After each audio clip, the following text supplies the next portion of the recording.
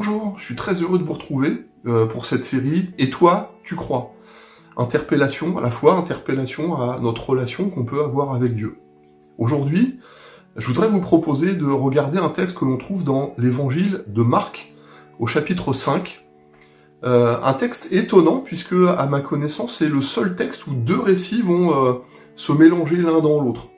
Habituellement, dans les évangiles, on a Jésus qui interpelle les gens en direct et vient les rencontrer et les susciter en eux quelque chose. Ou alors l'autre, c'est les gens qui viennent rencontrer Jésus, qui veulent le voir, qui a un dialogue qui est en train de s'installer. Et habituellement, les récits sont séparés et il y a comme une succession de... les apôtres qui ont écrit les évangiles nous relatent les événements les uns après les autres. Ici, ce qui est étonnant, c'est que deux histoires vont s'imbriquer et les deux histoires vont venir l'une dans l'autre. Évangile de Marc, au chapitre 5, et on fait ensemble la lecture.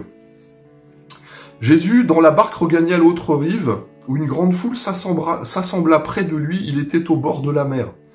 Alors vint un des chefs de la synagogue, nommé Jairus, qui l'ayant aperçu se jeta à ses pieds, et lui adressa cette instante prière, « Ma fille est à l'extrémité.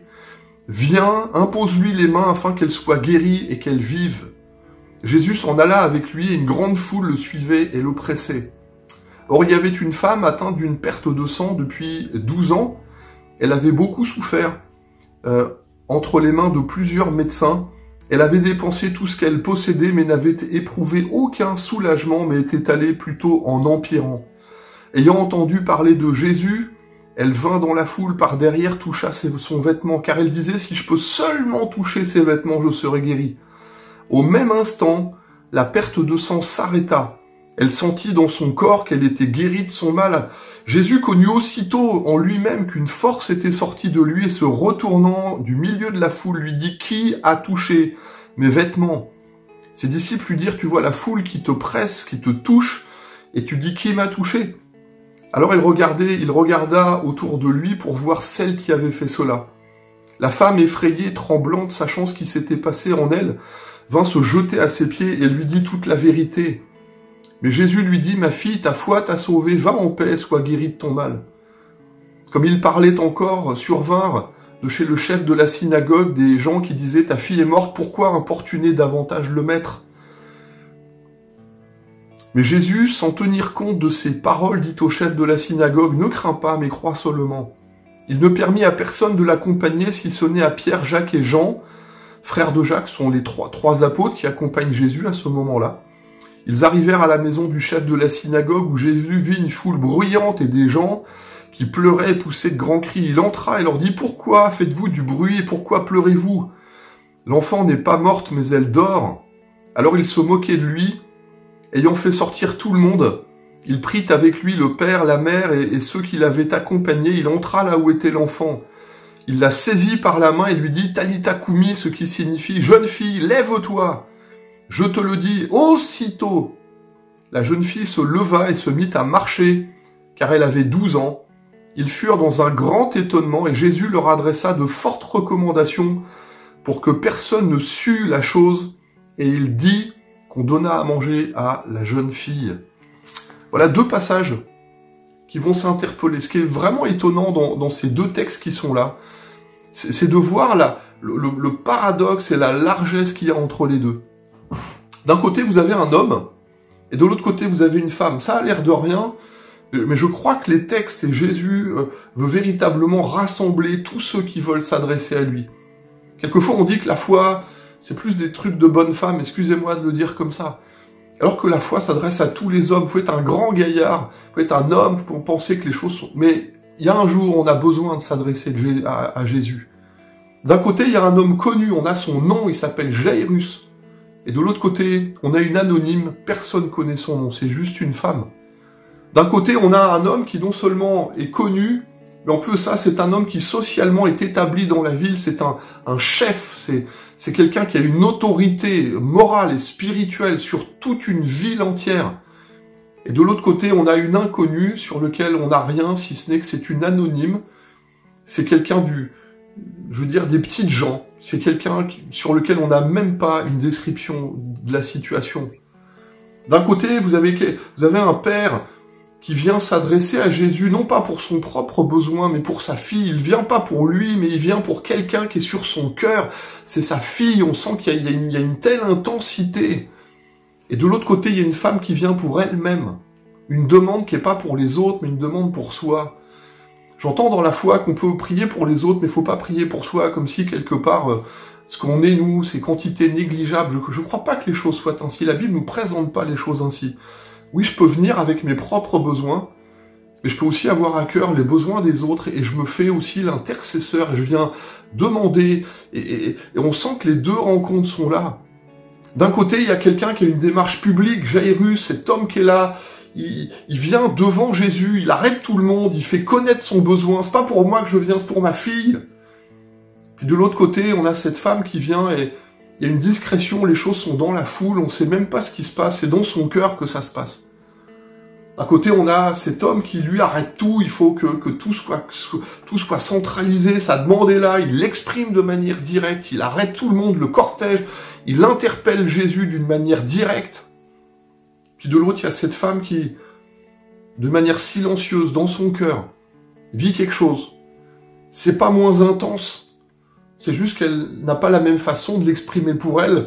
Peut-être sa pudeur, peut-être sa situation, je sais pas comment les choses sont faites, mais cette femme, elle exprime toute sa foi, elle est touchée en elle-même, et son cri, il est peut-être silencieux, mais il est tellement vibrant. Il y en a, vous savez, dans la vie, il y a ceux qui ont besoin d'exprimer, puis il y a les autres qui ont besoin d'intérioriser. Et dans les deux cas, l'expression va se faire. Dans un sens, il y a une démarche qui est entreprise, viens chez moi. Et de l'autre côté, c'est maintenant, je suis là, je te fais connaître, et je vais repartir dans ma vie, je veux pas déranger. Et dans les deux cas, la même personne qui a interpellé Jésus-Christ. Ce que je remarque dans ce texte, c'est que le Jairus, qui est pourtant un homme qui est posé dans la vie avec une notoriété, aujourd'hui, je sais pas, ça pourrait être un avocat, un maire, ça pourrait être le notaire ou le médecin qui vient là, qui interpelle Jésus. Et la Bible dit, vient se prosterner. On sent qu'il y a dans le cœur de cet homme quelque chose où c'est pas sa condition personnelle, sociale qui est là. Il est capable de dépasser ça. Il vient se prosterner devant Jésus. La femme vient à pied, mais quelque temps après, elle-même, la Bible dit, lorsqu'elle était toute effrayante et tremblant, elle vient elle aussi se prosterner devant Jésus. Elle se jette aux pieds de Jésus. Et on se rend compte que, alors que leurs deux situations, on pourrait dire, sont diamétralement opposées, ils vont rencontrer la même personne. Ils vont avoir tous les deux une démarche de foi. Pouvoir dire, si je peux seulement toucher le bord de son vêtement, je serai guéri. Ou d'aller voir Jésus et puis de dire, faire connaître son besoin en disant, viens tout de suite, ma fille est à l'extrémité, si tu viens pas, elle va mourir. Il y a la même expression de foi, les mots sont différents, la méthode elle est différente, mais la même personne est interpellée avec la même intensité. Et c'est extraordinaire de voir que les deux vont vivre quelque chose de tellement fort tous les deux. Peut-être que vous n'avez pas fait attention dans le texte, mais quand est-ce que cette histoire commence? Quand on lit ça, on a presque l'impression, c'est un après-midi, on sort de la barque, et puis l'histoire s'écrit comme ça d'une manière tellement naturelle. Les deux histoires ont commencé 12 ans plus tôt. Dans une maison, c'est l'annonce extraordinaire et tellement joyeuse de la naissance d'un enfant. Une fille vient de naître dans ce foyer. Dans la famille de Jairus, son épouse, cette famille accueille une naissance. C'est tellement joyeux. Mais il y a 12 ans, une femme découvre que son corps est malade. Et qu'elle est brisée, et que la perte de sang qui la touche va durer. D'un côté, les choses, cette naissance, elle est tellement joyeuse, et ça nous pose dans la vie. Puis quelque part, on sent, c'est la famille qui s'établit, il y a des choses qui s'enracinent. Et de l'autre côté, cette femme qui découvre sa maladie va être séparée, parce que à cause de la maladie, elle devient comme mise de côté, mise au banc, comme recluse, parce qu'elle ne peut plus vivre normalement. La maladie qui la touche fait qu'elle va être mise de côté, sans pouvoir trouver de solution. La même rencontre, Jésus-Christ, la même foi qui va les faire tous les deux rencontrer ce Jésus ce jour-là, Peut-être que vous n'avez pas fait attention, mais tous les deux viennent toucher Jésus. D'un côté, c'est la femme qui touche Jésus, peut-être par derrière, peut-être de sa manière, dans son expression. Et de l'autre côté, c'est Jésus qui, interpellé, va aller toucher la jeune fille. Lève-toi, je te le dis.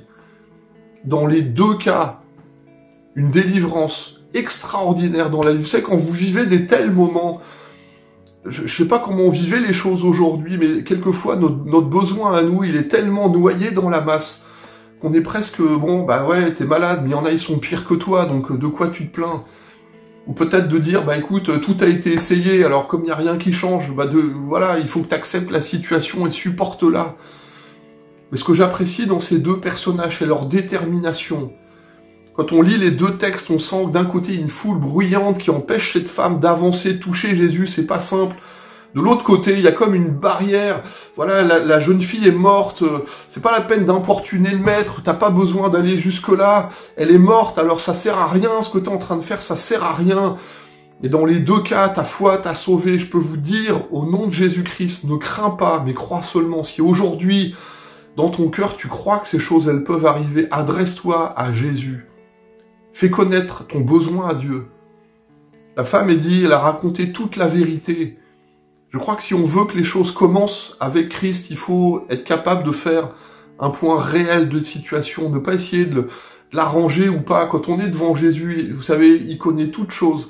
Dieu connaît votre vie, il sait par où vous passez, il connaît tout ce que vous avez porté ou supporté, toutes les choses qui ont été là, peut-être les manigances que vous avez dit pour arranger des situations, mais quand on est devant Jésus, la seule communication qui passera, c'est la vérité. Jésus, il est le chemin, la vérité, la vie.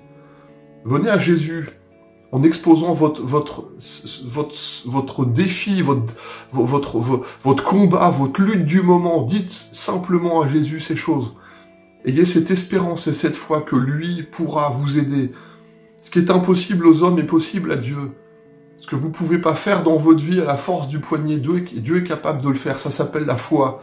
La foi qui vous fait vous adresser à Jésus. Je suis persuadé qu'autour de vous, peut-être plein de gens vous ont dit, bon ben voilà, ça y est, c'est bon, l'affaire est pliée, t'as tout essayé, terminé. Moi, je suis persuadé qu'il y a encore une porte que vous pouvez ouvrir, il y a encore une chose que vous pouvez faire, il y a encore un dialogue que vous pouvez mettre en place, il y a encore une parole qui peut être là, il y a une conversation qui peut encore changer les choses. Si vous vous adressez à Jésus, avec cette foi, avec cet engagement, avec ce cœur, de dire, Seigneur, j'ai tellement besoin de toi, sauve-moi, secours-moi. Combien de personnes ont crié et sont reparties avec la guérison. Ta foi t'a sauvé. Ma fille, sois guérie de ton mal. Va en paix. Que Dieu vous bénisse. Adressez-vous à Jésus.